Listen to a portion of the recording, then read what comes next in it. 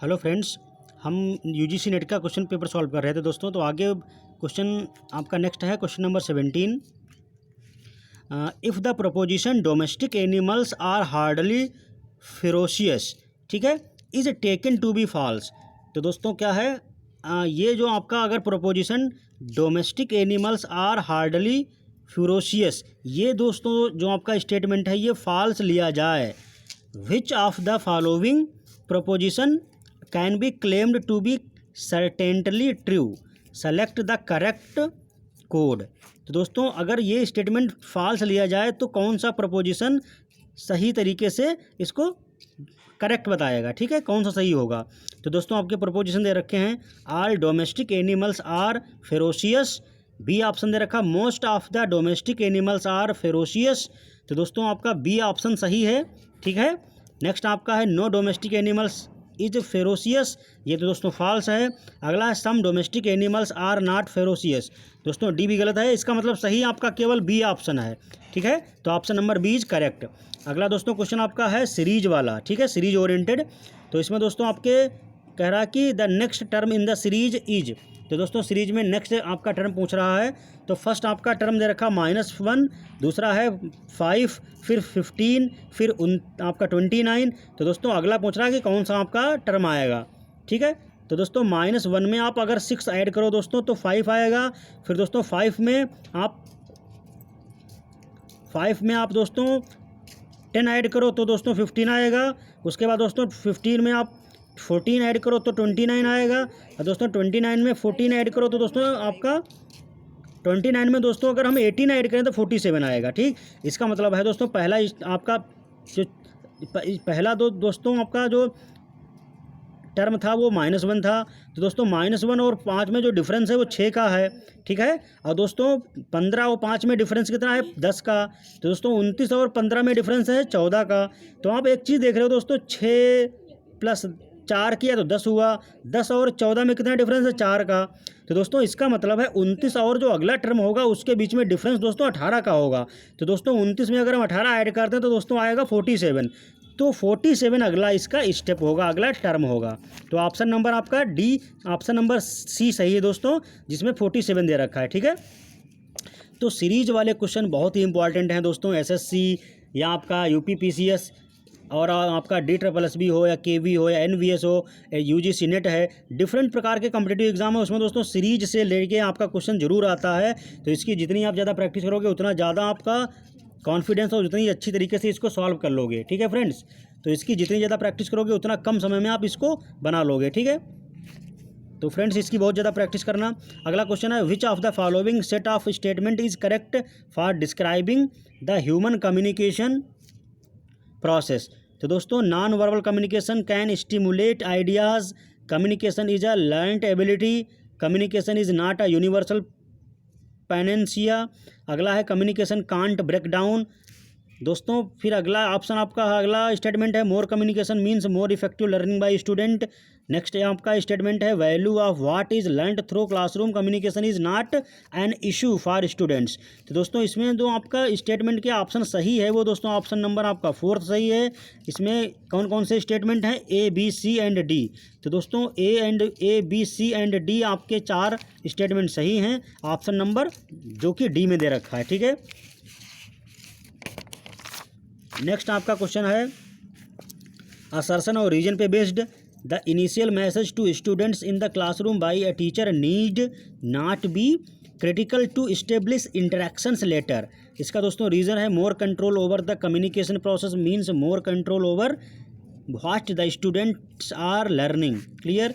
तो इसमें दोस्तों आपका A is false but R is true. दोस्तों आपका असर्शन फॉल्स है, ठीक है, असर्शन फॉल्स है बट रीजन ट्रू है। तो दोस्तों आपका पहला ऑप्शन सही है, A is false R is true, ठीक है। अब दोस्तों आपका क्वेश्चन दे रखा है डेटा इंटरप्रिटेशन पे, ठीक है। डेटा इंटरप्रिटेशन से रिलेटेड क्वेश्चन दोस्तों आपका दे रखा है the table below embodies data on the production exports and per capita consumption of rice in country P for the 5 years from 2012 to 16. Answer question 21 to 50, 21 to 25 based on the data contained in the table. तो दोस्तों आपका data rice consumption पे data दे रखा है। इस table से related दोस्तों question आपसे पूछे गए हैं, 5 क्वेश्चन पूछे गए हैं 21 से लेकर पश्चिम तक। तो वो क्वेश्चन आपको सॉल्व करके बताने हैं। तो दोस्तों डेटा इंटरप्रिटेशन क्वेश्चन जितनी ज़्यादा प्रैक्टिस करोगे उतना आपके लिए बेटरमेंट है, वरना ये टाइम बहुत कंज्यूम करता है। और इस एग्ज़ाम जब स्टार्ट होने के तुरंत मत इसको दोस्तों सॉल्व करना। स्टार्टिंग में वो क्वेश्चन करो जो ईजी वे में आपका आंसर निकल आए और दोस्तों क्लियर पता हो आपको, ठीक है। पहले वो क्वेश्चन अटैम्प्ट करो जो बहुत अच्छी तरीके से आते हों। डेटा इंटरप्रिटेशन जैसे क्वेश्चन को सबसे पहले अटैम्प्ट नहीं करते, क्योंकि इसमें ज़्यादा टाइम कंज्यूम कभी कभी लग जाता है, ठीक है। तो दोस्तों इस पर क्वेश्चन आपका दे रखा है, where per capita consumption is equal to consumption in million kilogram divided by population in million and consumption in milligram आपका मिलियन किलोग्राम इक्वल टू है प्रोडक्शन माइनस एक्सपोर्ट्स, ठीक है।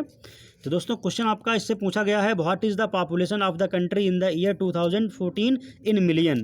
तो दोस्तों 2014 में आपकी पॉपुलेशन पूछ रहा था कि कितनी है। तो दोस्तों पॉपुलेशन के लिए हम क्या निकाल लें, पहले जो प्रोडक्शन है उसमें से दोस्तों हम क्या कर दें, एक्सपोर्ट को सब्ट्रैक्ट कर दें, ठीक है, और उसको भाग कर दें दोस्तों पर कैपिटा कंजप्शन से केजी में जो दे रखा है, तो पॉपुलेशन आ जाएगी मिलियन में।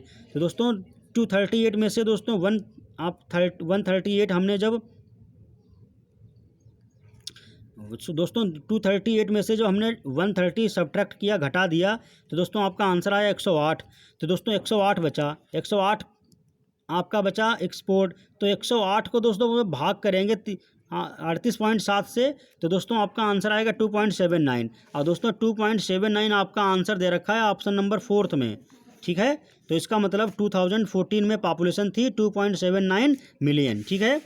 अगला दोस्तों क्वेश्चन है, what is the average consumption of rice in million kilogram over the year 2012 to 14।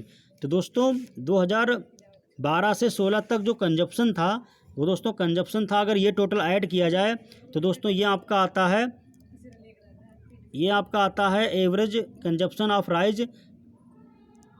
तो ये दोस्तों आपका 100.1 निकल के आता है, ठीक है। इसको आप निकाल के देखना, बहुत इजी है, ठीक है। कोई डाउट हो तो आप बता देना, ठीक है। इन सबको इस प्रकार से निकालना दोस्तों। ये जो आप इसमें से वैल्यू सब्ट्रैक्ट करके जैसे 72.5, 88, 108, 105, 129 इन सबको ऐड करके दोस्तों 5 से डिवाइड करोगे तो आपका 100.1 आएगा, ठीक है। ऑप्शन नंबर 1 आपका सही हो जाएगा, ठीक है। अगला क्वेश्चन है, in which year the population of country was highest. तो दोस्तों आप देख रहे हो क्वेश्चन से ही पता चल रहा है कि सबसे ज़्यादा आप जब 88 इसमें से सब्ट्रैक्ट करोगे तो निकल के आएगा आपको 129, ठीक है। तो इससे पता चल रहा है कि सबसे ज़्यादा पॉपुलेशन किस ईयर में थी, 2016 में थी, ठीक है। अगला क्वेश्चन है, the percentage increase in the consumption of rice over the previous year was the highest in which year. तो दोस्तों परसेंटेज कंजप्शन, चावल के कंजप्शन में प्रीवियस साल से ज़्यादा परसेंटेज इंक्रीज हुई है कौन से ईयर में। तो दोस्तों वो आपका ईयर है 2012, ठीक है। वो आपका ईयर है 2012 में आप देखो इसमें सबसे ज़्यादा परसेंटेज इससे पिछले साल से सबसे ज़्यादा कंज्यूम हुई है। दोस्तों आपका